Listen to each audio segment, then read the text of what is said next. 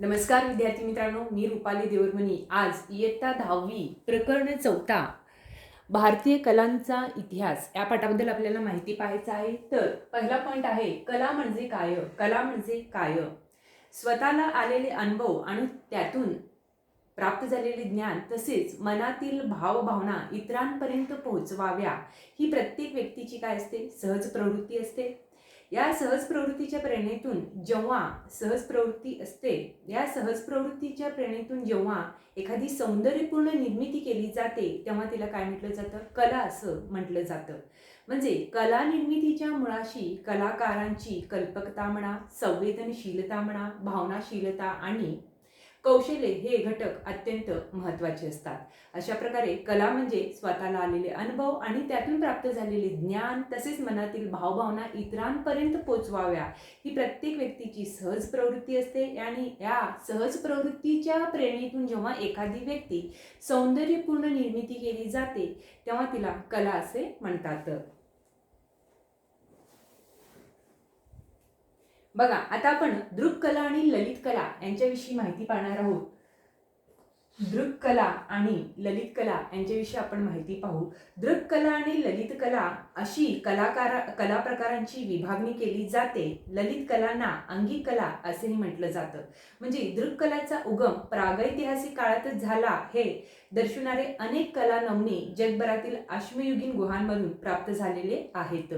अशा प्रकारे दृक्कला आणि ललित कलाबद्दल आपण माहिती पाहिलेलं आहोत.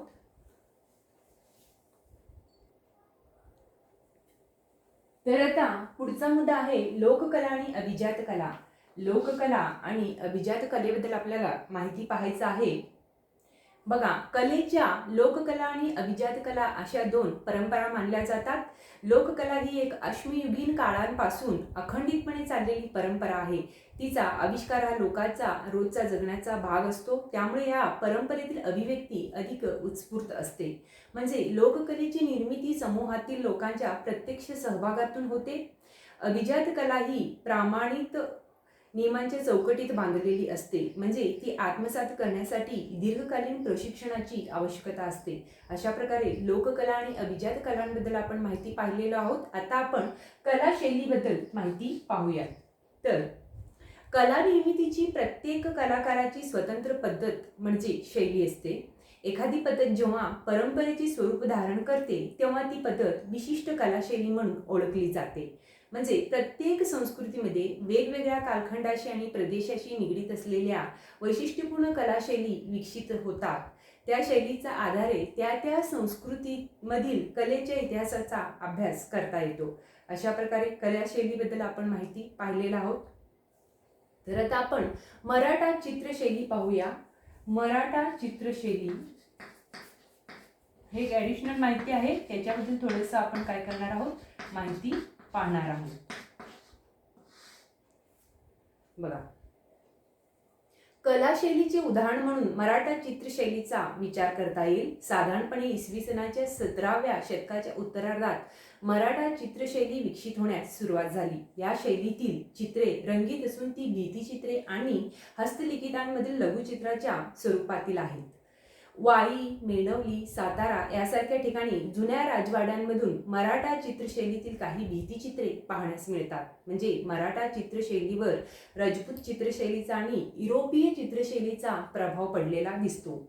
एखादी विशिष्ट चित्रशैली ज्या काळात विकसित झाली असेल त्या काळातील राहणीमान म्हणा, पोशाख, रीतिरिवाज इत्यादी गोष्टीचा अभ्यास त्या शैलीतील चित्राच्या आधारे करता येतात. अशा प्रकारे भारतीय कलांचा इतिहासामध्ये आपण कला म्हणजे काय, दृक्कला आणि ललित कला म्हणजे काय, लोककला आणि अभिजात कलेबद्दल माहिती पाहिलो, कला शैलीबद्दल माहिती पाहिलो आणि शेवटी मराठा चित्रशैलीबद्दल सुद्धा आपण माहिती पाहिलेलं आहोत.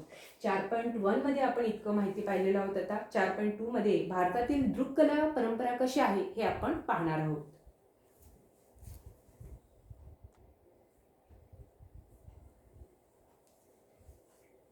तर दुसरा महत्त्वाचा मुद्दा आहे अभिजात भारतीय कलांच्या इतिहासामधील 4.2 मधील भारतातील दृक्कला परंपराबद्दल आपण माहिती पाहत आहोत. तर दृक्कलांमध्ये चित्रकला आणि शिल्पकला यांचा समावेश होतो.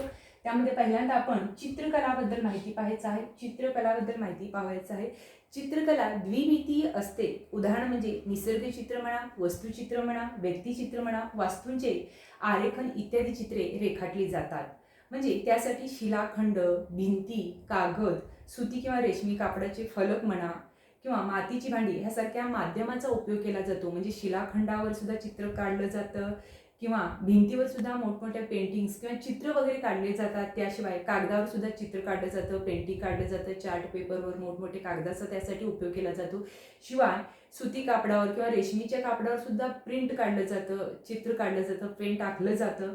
मग मातीची भांडीवर सुद्धा कलाकुसरीने सुंदर प्रकारे चित्र काढलं जातं. मातीचे गाडगे मडके असतात. उदाहरण म्हणजे जास्तीत जास्त प्रमाणात आपल्याला राजस्थानमध्ये किंवा गुजरातमध्ये मातीच्या भांड्यावर डिझाईन काढलेले राजस्थानचे भांडे आपल्याला पाहावेस दिसतात. मग यासारख्या माध्यमाचा सुद्धा उपयोग केला जातो. उदाहरण म्हणजे अजिंठा लेण्यातील बोधिसत्व पद्म पाणिनीचे भित्तिचित्र हे सुद्धा त्यासाठी विशेष महत्त्वाचं उदाहरण म्हणून आपल्याला देता येईल. त्यानंतरचं आहे लोकचित्रकला शैली. त्यानंतरचं काय आहे? लोकचित्रकला शैली. बघा, अश्मयुगीन काळातील गुहाचित्रे अनेक देशामध्ये आढळून येतात. म्हणजे अश्मयुगामध्ये गुफामध्ये अनेक चित्र त्या काळच्या लोकांनी म्हणजे आताच्या जे जसं वारलीचे पेंटिंग असायचे तसं त्या काळचं चित्र रेखाटले जायचे. गुफामध्ये म्हणजे दगडावरती चित्र कोरलेले आहेत ते अनेक चित्रे आपल्याला आढळून येतात. शिवाय भारतामध्ये मध्य प्रदेश म्हणा अशा प्रकारच्या अश्मयुगीन काळातील गुफा चित्रांमध्ये गुफा म्हणजे दोन दगडाच्या मध्ये जो त्रिकोणाकृती खोलीसारखा रूमसारखा परिसर निर्माण होतो थोडासा राहण्यासाठी, ते म्हणजे निवाऱ्यासाठी त्याला गुफा म्हणतो. त्या काळचे लोक करमणुकीचे साधन म्हणून त्या गुफ्यावर दगडावर चित्र कोरलेले असायचे. ते अश्मयुगीन काळातील होते. मग ह्यासारखी चित्र कुठे कुठे भारतामध्ये आढळून येतात? मध्य प्रदेश म्हणा, उत्तर प्रदेश म्हणा, बिहार म्हणा, उत्तराखंड, कर्नाटक, आंध्र प्रदेश, तेलंगणा ह्या राज्यामध्ये गुहाचित्रे असलेले स्थळे आहेत. मध्य प्रदेशातील भीमबेटका येथील गुहाचित्रे प्रसिद्ध आहेत. म्हणजे भीमबेटका समावेश जागतिक संस्कृती, ह्या भीमबेटक्यातील गुफाचित्राचा समावेश कशात झालेला आहे? वर्ल्ड हेरिटेज म्हणजेच काय, जागतिक सांस्कृतिक वारसा स्थळांमध्ये त्यांचा समावेश करण्यात आलेला दिसून येतो. आता गुहा चित्रांमध्ये मनुष्य कशाचा गोष्टी इथे नमूद केलेल्या होत्या. गुहा चित्रामध्ये कशाचे चित्र ते काढलेले होते तर मनुष्याकृती होत्या, प्राणी होत्या आणि काही भौमितिक आकृतीचा सुद्धा त्यामध्ये समावेश होता. म्हणजे पुराश्मयुग ते सुरुवातीच्या शेतीची सुरुवात होईपर्यंतच्या काळापर्यंत या चित्राची शैली म्हणा त्याचा विषय यामध्ये बदल होत गेलेले दिसून येतं. म्हणजे ज्या वेळेला पुराश्मयुगापासून ते शेतीची सुरुवात म्हणजे नवाश्मयुग सुरू होईपर्यंतच्या कालावधीपर्यंत ह्या चित्राच्या शैलीमध्ये बदल होत झालेलं आपल्याला दिसून येतं. पहिल्यांदा ओबडधोबड चित्र काढत असेल, त्यानंतर त्यांनी कलाकुसरीने सुंदर असे चित्र काढायला सुरुवात केली असेल. त्यामध्ये मनुष्य आकृतीचा म्हणा किंवा त्या काळचा तिथले नदी म्हणा, समुद्र म्हणा ह्यासारख्या नाव, जहाज ह्यासारख्या चित्रे त्यांनी काढलेले दिसून येतात. मग घाडगे मडके म्हणा, एखादी सुंदर स्त्रीचं चित्र वगैरे ते काढलेलं आताच्या वारली पेंटिंग सारखं मनुष्य आकृती सुद्धा त्यांनी काढलेले आहेत. मग त्याचा विषय यामध्ये बदल होत गेलेले आढळतात. मग चित्रांमध्ये नवीन प्राणी आणि वनस्पती यांचा समावेश झालेला दिसतो. बघा, तसेच मनुष्याकृतीच्या रेखाटनाच्या पद्धतीत आणि वापरलेल्या रंगांमध्ये सुद्धा फरक होत जातो. या चित्रांमध्ये बघा, काळा म्हणा, लाल, पांढरा यासारखे नैसर्गिक द्रव्यांपासून तयार झालेले रंग सुद्धा त्यांनी वापरलेले असतात. त्या काळातील लोकांचे त्यांच्या परिसरासंबंधीचे ज्ञान आणि नैसर्गिक स्रोताचा उपयोग करून त्यांच्या परिसरासंबंधीचं ज्ञान, त्या परिसरात कुठकुठले नैसर्गिक स्रोत आहेत त्यांचा उपयोग करून त्यांनी रंग तयार केले आणि ते रंग त्या चित्रामध्ये भरले आणि उपयोग करून त्याची तंत्रज्ञान यांचा विकास कसा होत गेला याची कल्पना या चित्राद्वारे आपल्याला करता येते. म्हणजे त्या काळची परिस्थिती कशी होती, त्याकडचा परिसर कसा होता, त्या लोकांना कितपत ज्ञान होतं, हे सगळं ओळख आपल्याला त्या चित्राच्या माध्यमातून त्या चित्राच्या स्रोताद्वारे आपल्याला माहिती करून घेता येतं. अशा प्रकारे लोककलेची परंपरा गुहाचित्राच्या परंपरेशी नाते सांगणारे आहे आणि घरातील लग्न कार्यात, सणासुदीला भिंतीवर चित्र काढणं, अंगणात रांगोळी काढणे, तसेच मग आता पण करतो, पूर्वी पण करत होते. घरातील लग्न कार्यात भिंतीला कलर किंवा पेंटिंग द्यायचं, भिंतीवर चित्र करायचं, अंगणामध्ये चांगली सुंदरशी रांगोळी घालायची आणि चित्राच्या साहाय्याने आख्याने सांगणे, यातून प्रादेशिक लोककला परंपरेतील विविध चित्रशैली विकसित झालेला आपल्याला दिसून येतो. याशिवाय इथं काय आहे, काही माहिती आहेत, तुम्हाला माहीत आहे का म्हणून काही चित्र दिलेले आहेत. त्या काळचे वारली पेंटिंग वगैरे आहेत त्या काळचे प्राण्यांची चित्र आहेत, हरिण आहेत, एकशिंगी घेंडा म्हणा, त्यासारख्या गोष्टीची चित्र त्यामध्ये दिलेली आहेत. बघा, महाराष्ट्रातील वारली चित्र परंपरा आणि पिगुळ किंवा चित्रकथी परंपरा ही लोककला शैलीची काही निवडक उदाहरणे आहेत. मग ठाणे जिल्ह्यातील जिव्या सोम्या मशे यांचा वारली चित्रकार लोकप्रिय झाला आणि फार मोठा त्याचा वारली चित्रकला लोकप्रिय करण्यात सुद्धा त्यांचा फार मोठा वाटा आहे. त्यांच्या वारली चित्रांसाठी भारतीय आणि जागतिक स्तरावरचे अनेक पुरस्कार सुद्धा त्यांना प्राप्त झालेले आहेत. सन 2011 मध्ये त्यांना पद्मश्री हा बहुमान सुद्धा मिळालेला आहे. नंतर हे जाणून घ्या मध्ये इसवी सनाच्या 12व्या शतकातील सोमेश्वर या चालुक्य राजाने लिहिलेल्या मानसोल्लास किंवा अभिलाषितार्थ चिंतामणी या ग्रंथात चित्रकथी परंपरेचे वर्णन केलेले आपल्याला आढळते. म्हणजे त्यावरून या परंपरेच्या प्राचीनत्वाची कल्पना येते. कटपुतळ्या किंवा चित्राच्या सहाय्याने रामायण महाभारतातील कथा म्हणा सांगण्याची परंपरा म्हणजे चित्रकथी परंपरा होय. ती कोकणातील कुडाळजवळच्या पिगुळ गावातल्या ठाकरे आदिवासी समाजाच्या लोकांनी जपली आहे. या परंपरेतील चित्रे कागदावर काढून नैसर्गिक रंगात रंगवलेली असतात. एका कथेसाठी साधारणपणे 30 ते 50 चित्राचा वापर केला जातो. म्हणजे वेगवेगळ्या कथा सांगण्यासाठी अशा चित्रांच्या पिढ्यानपिढ्या चालत आलेल्या पोथ्या चित्रकथी कुटुंबांमध्ये जपलेल्या असतात. नामशेष होण्याच्या मार्गावर असलेल्या परंपरेची पुनरुज्जीवन करण्याचे प्रयत्न सरकार आणि कलाकारांतर्फे केले जात आहेत.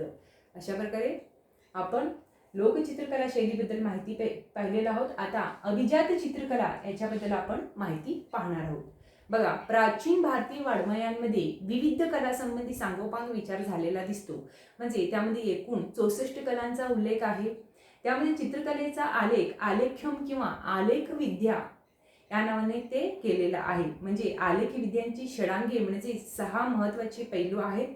त्यांचा विचार प्राचीन भारतीयांनी अत्यंत बारकाईने केलेला होता. म्हणजे त्यामध्ये रूपभेद, विविध आकार म्हणा, प्रमाण म्हणा, प्रमाणबद्ध रचना आणि त्याचा मोजमाप म्हणा, भाव म्हणजे भाव प्रदर्शन म्हणा, लावण्य योजन म्हणजे सौंदर्याचे स्पर्श म्हणा किंवा सादृश्यता म्हणजे वास्तवाच्या जवळ जाणारे चित्र म्हणा, आणि वर्णिका भंग म्हणजे रंगाचे आयोजन याचा समावेश ते त्यामध्ये केलेले आहेत. म्हणजे विविध धार्मिक पंथाचे आगमग्रंथ, पुराणे आणि वास्तुशास्त्रावरील ग्रंथ यामधून चित्रकला, शिल्पकला यांच्या संबंधीचा विचार मंदिर बांधणीच्या संदर्भात केलेला दिसतो. अशा प्रकारे अभिजात चित्रकला बद्दल आपण माहिती पाहिलेलो आहोत. आता हस्तलिखितांमधील लघुचित्रांबद्दल सुद्धा आपण माहिती पाहणार आहोत. हस्तलिखितांमधील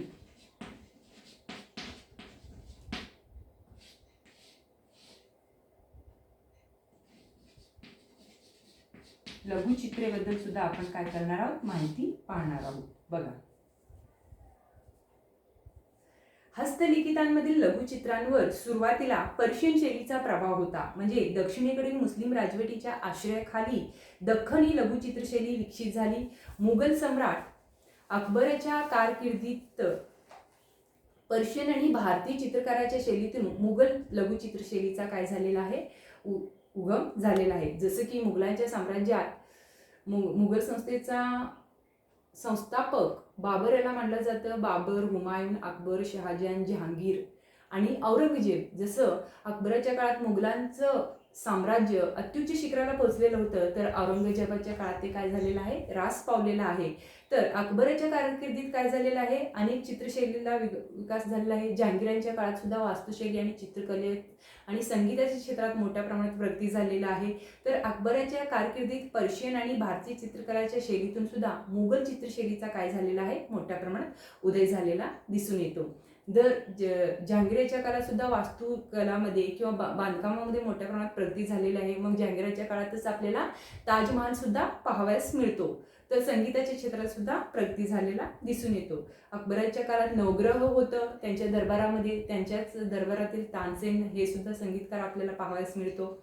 अशा प्रकारे उदाहरण आपण पाहू शकतो. तर आता युरोपीय चित्रशैलीबद्दल माहिती पाहणार आहोत.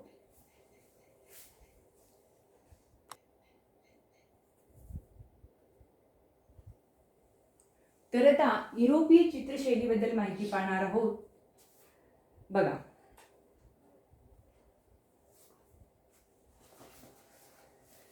ब्रिटिश राजवटीत पाश्चात्य चित्रशैलीचा प्रभाव भारतीय चित्रशैलीवर पडलेला दिसतो.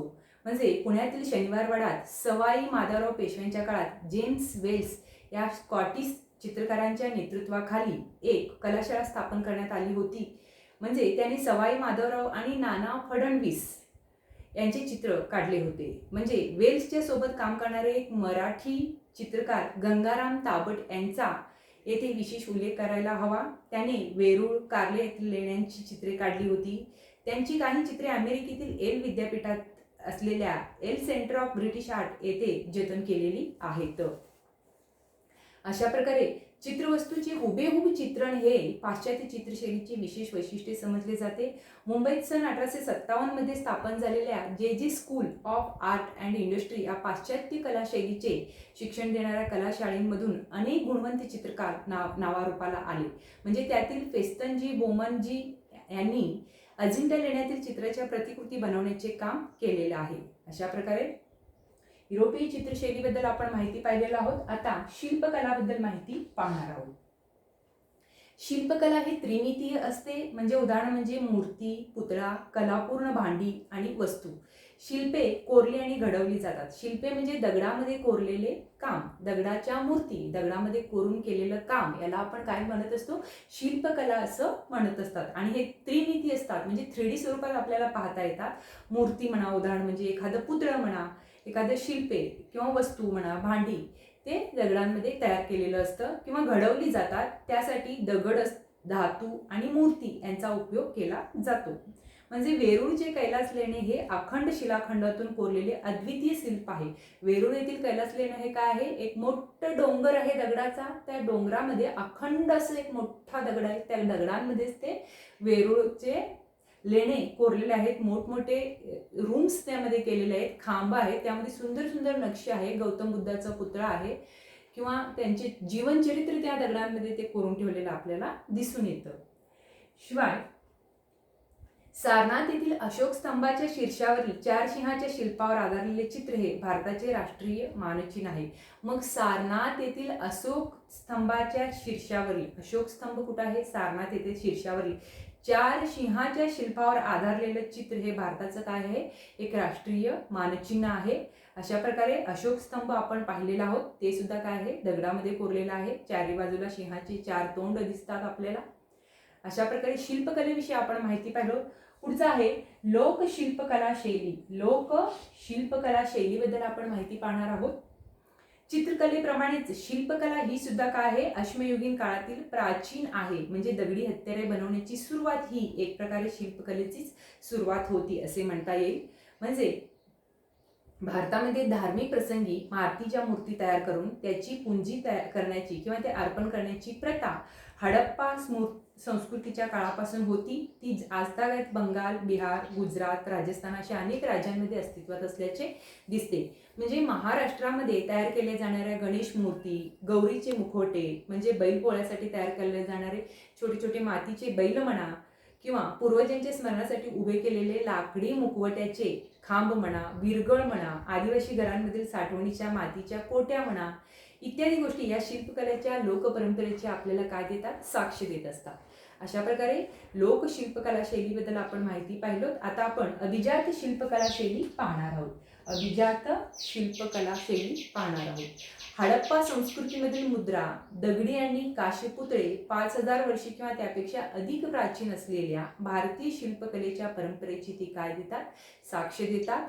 मौर्य सम्राट अशोकाच्या काळातील दगडी स्तंभापासून भारतातील कोरीव दगडी शिल्प निर्मितीला खऱ्या अर्थाने सुरुवात झाली. म्हणजे मौर्याचा सम्राट कोण आहे? अशोक. अशोकाच्या काळात मौर्य साम्राज्य खूप मोठ्या प्रमाणात विकसित झाला. तर मौर्य साम्राज्याचा उगम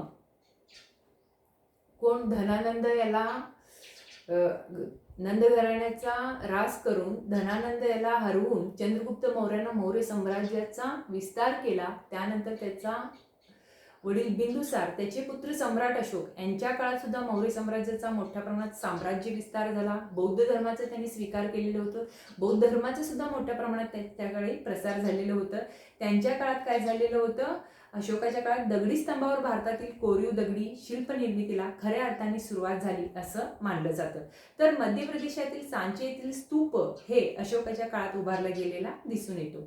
मग त्यांच्यावरील देगण्या शिल्पाची सजावट मात्र नंतरच्या काळात केली गेली असावी असं मानलं जातं. भारतातील शिल्पकलेचा विकास नंतरच्या काळात होत राहिला याची साक्ष आपल्याला बारूद येथील स्तूपावरील शिल्पाद्वारे मिळते. म्हणजे बौद्ध धर्माचा प्रसार भारताबाहेर दूरवर झाला, त्यामुळे त्या देशांमध्ये स्तूप उभारण्याची परंपरा सुरू झाली. म्हणजे इंडोनेशियातील बोरोबुद्दूर येथील स्तूप हा जगातील सर्वात मोठा स्तूप आहे. इंडोनेशियातील बोरोबुद्दूर येथील स्तूप हा जगातील सर्वात मोठा स्तूप असून तो इसवी सनाच्या 8व्या आणि 9व्या शतकात बांधला गेलेला आहे. म्हणजे इसवी सन 1991 साली युनेस्कोने बोरोबुद्दूर जागतिक वारसा स्थळ म्हणून जाहीर केलेला आहे. अशा प्रकारे अभिजात शिल्पकला शैली बद्दल माहिती पाहिलं. बोरोबुद्दूर येथे बौद्ध धर्माच्या मूर्ती आहेत, अनेक दरवाजे आहेत, छोटे छोटे कमान आहेत, त्यामध्ये गौतम बुद्धाच्या मूर्ती आपल्याला पाहावयास मिळतात. इथं बोरोबुद्दूर स्तूप हे पुस्तकात दाखवलेलं आहे. तुम्ही यूट्यूबवर वगैरे बोरोबुद्दूर स्तूप किंवा ते मंदिर सर्च करून त्याच्याविषयी माहिती, ॲडिशनल माहिती, एक्स्ट्रा माहिती सुद्धा तुम्ही घेऊ शकता. तर पुढचं आहे भारतीय मूर्ती विज्ञान.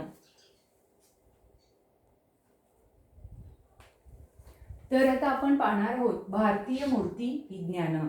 बघा, अफगाणिस्तान आणि आसपासच्या प्रदेशात इसवी सनापूर्वी 2ऱ्या शतकात ग्रीक आणि पर्शियन प्रभाव दर्शवणारी गांधार शिल्पकला शैली उदयाला आली. म्हणजे इसवी सनाच्या 1ल्या ते 3ऱ्या शतकात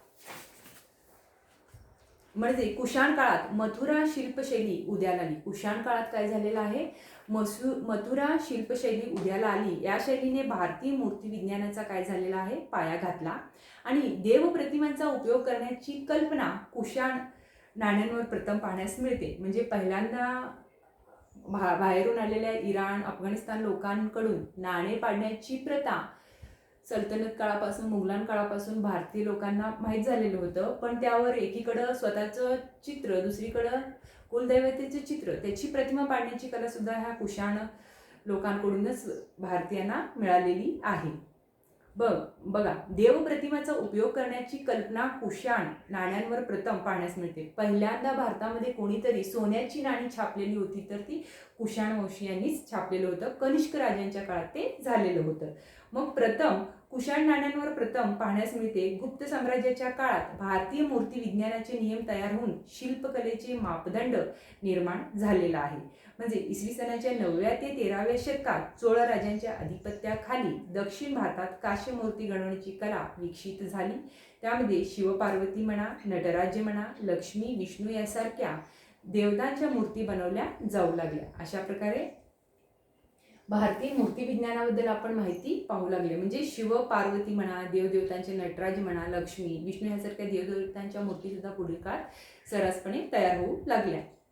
त्यानंतर स्थापत्य आणि शिल्पकलाबद्दल आपण माहिती पाहणार आहोत. बघा, भारतामध्ये अनेक कोरीव लेणी आहेत. कोरीव लेण्याची परंपरा भारतामध्ये इसवी सनापूर्वी 3ऱ्या शतकात सुरू झाली. तांत्रिकदृष्ट्या संपूर्ण लेणे हे स्थापत्य आणि कोरीव शिल्पाचे एकत्रित उदाहरण असते. म्हणजे प्रवेशद्वारे, आतील खांब आणि मूर्ती हे शिल्पकलेचे काय आहेत, उत्तम नमुने असतात. भिंती आणि छत यावर केलेली उत्तम चित्रकार काही लेण्यांमध्ये अजूनही काही प्रमाणात टिकून आहे. म्हणजे महाराष्ट्रातील अजिंठा आणि वेरूळ येथील लेण्यांना इसवी सन 1883 मध्ये जागतिक वारशाचा दर्जा देण्यात आला. भारतातील मंदिर स्थापत्याची सुरुवात साधारणपणे इसवी सनाच्या 4थ्या शतकात गुप्त साम्राज्याच्या काळात झालेली आहे. गुप्त काळाच्या सुरुवातीस गाभारा आणि त्याबाहेरील 4 स्तंभ असलेली ओसरी एवढेच मंदिराचं काय होतं, स्वरूप होते. अशा प्रकारे इसवी सनाच्या 8व्या शतकापर्यंत भारतातील मंदिर स्थापत्य पूर्ण विकसित झाले होते. हे वेरूळ येथील कैलास मंदिराच्या भव्य रचनेवरून सहज लक्षात येते. म्हणजे मध्ययुगीन काळापर्यंत भारतीय मंदिर स्थापत्याच्या अनेक शैली विकसित झालेल्या आहेत. शिखरांच्या रचना वैशिष्ट्यानुसार या शैली ठरतात. त्यामध्ये उत्तर भारतातील नागर आणि दक्षिण भारतातील द्रविडी या 2 शैली प्रमुख मानल्या जातात. म्हणजे या दोहोंमधून विकसित झालेल्या मिश्र शैलीला वेसर असं म्हटलं जाते.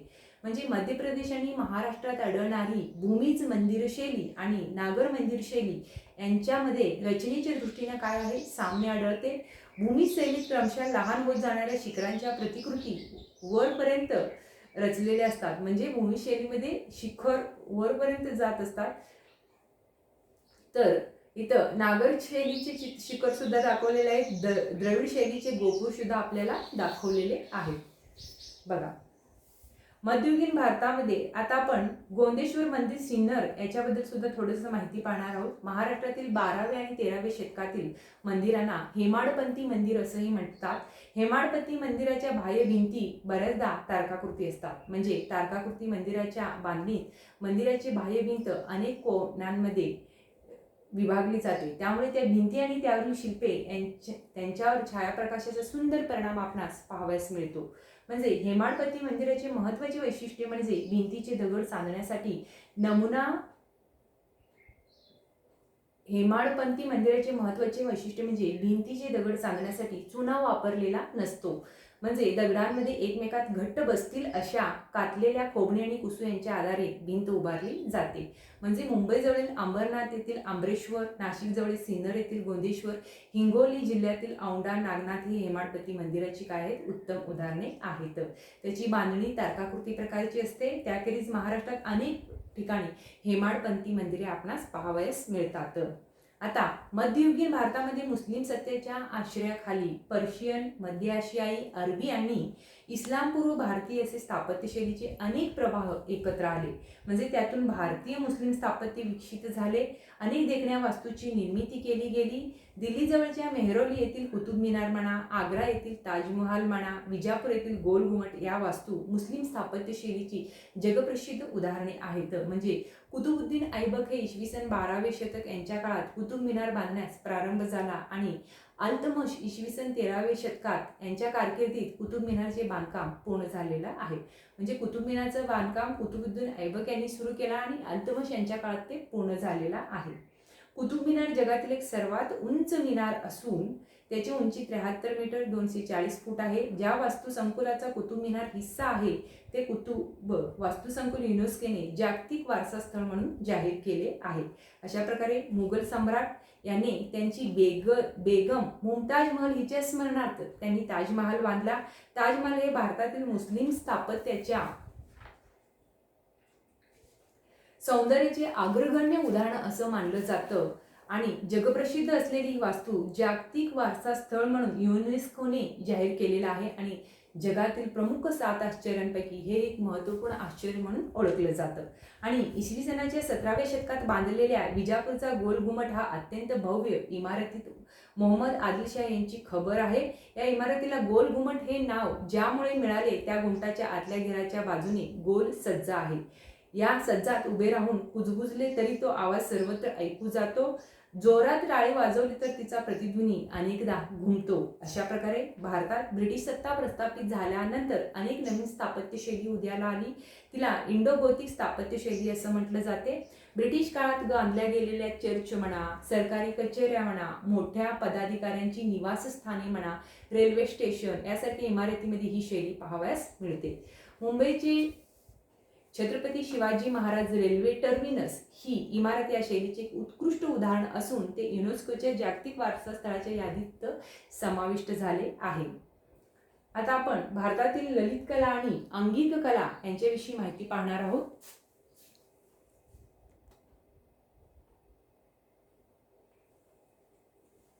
तर विद्यार्थ्यांनो, आता आपण भारतातील ललित कला आणि अंगिक कला परंपरा याविषयी आपण माहिती पाहणार आहोत.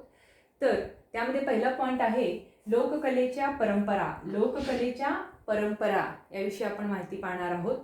भारतातील प्रत्येक प्रदेशाच्या वैविध्यपूर्ण अशा लोकगीत, लोकवाद्य, लोकनृत्य आणि लोकनाट्याच्या परंपरा आहेत. म्हणजे लोकनाट्य आणि लोकनाट्याच्या परंपरा असून महाराष्ट्रात ही लोककलेच्या अनेक परंपरा अस्तित्वात आहेत. या लोककला धार्मिक उत्सव आणि सामाजिक जीवन यांचा एक अविभाज्य भाग म्हणून विकसित झाल्या. म्हणजे कोळी नृत्य, तारपा नृत्य, कोकणातील दशावतार, पोवाडा, कीर्तन, जागर गोंधळ ही त्यापैकी काही ठळक उदाहरणे आहेत. त्यानंतरच आहे अभिजात कलेच्या परंपरा. बघा, भारताला लोककलांप्रमाणेच अभिजात कलांचाही अत्यंत समृद्ध वारसा लाभलेला आहे. म्हणजे भरतमुनींनी लिहिलेले नाट्यशास्त्र हा गायन, वादन, नर्तन, नाट्य या कलांचा सविस्तर उहापोह करणारा सर्वाधिक प्राचीन ग्रंथ समजला जातो. शृंगार, हास्य, बीभत्स, रौद्र, करुण, वीर, भयानक, अद्भुत आणि शांत असे 9 रस हे भारतीय ललित कलाच्या सादरीकरणात मूलभूत मानलेले आहेत. म्हणजे भारतीय लोकांचा बाहेरील देशातील लोकांशी सतत संपर्क येत राहिला आणि त्याद्वारे त्या कलाच्या सादरीकरणांमध्ये अनेक प्रभाव मिसळत गेले. म्हणजे त्यामुळे त्या अधिकाधिक समृद्ध होत गेल्या. शास्त्रीय गायन, वादन, नृत्य यांच्या विविध शैली आणि त्या शैलीचे जतन करणारी घराणी निर्माण झाली. म्हणजे भारतातील शास्त्रीय गायनाच्या हिंदुस्थानी संगीत आणि कर्नाटक संगीत अशा 2 प्रमुख शाखा आहेत. तसेच शास्त्रीय आणि उपशास्त्रीय असे 2 भेद आहेत. उपशास्त्रीय गायनात अनेक लोकगीत शैलीचा समावेश झालेला दिसतो.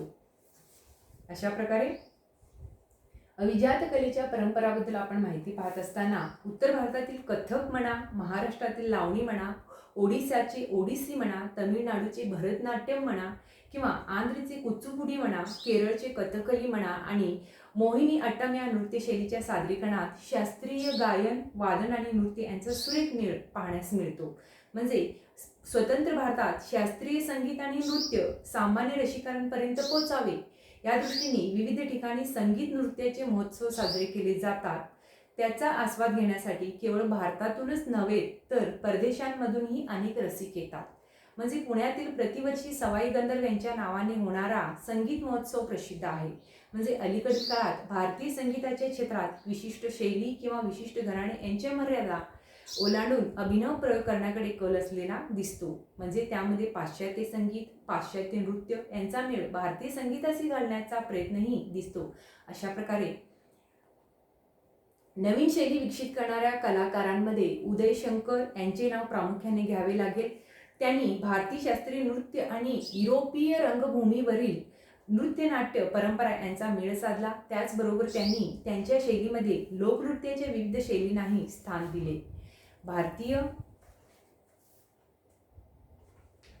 ललित कलाच्या सादरीकरणाचे क्षेत्र अशा तऱ्हेने विस्तारताना दिसत आहे. ही गोष्ट भारतीय दृककलाच्या क्षेत्रातही सातत्याने घडते आहे. अशा प्रकारे अभिजात लोककलेच्या परंपरा पाहिलोत.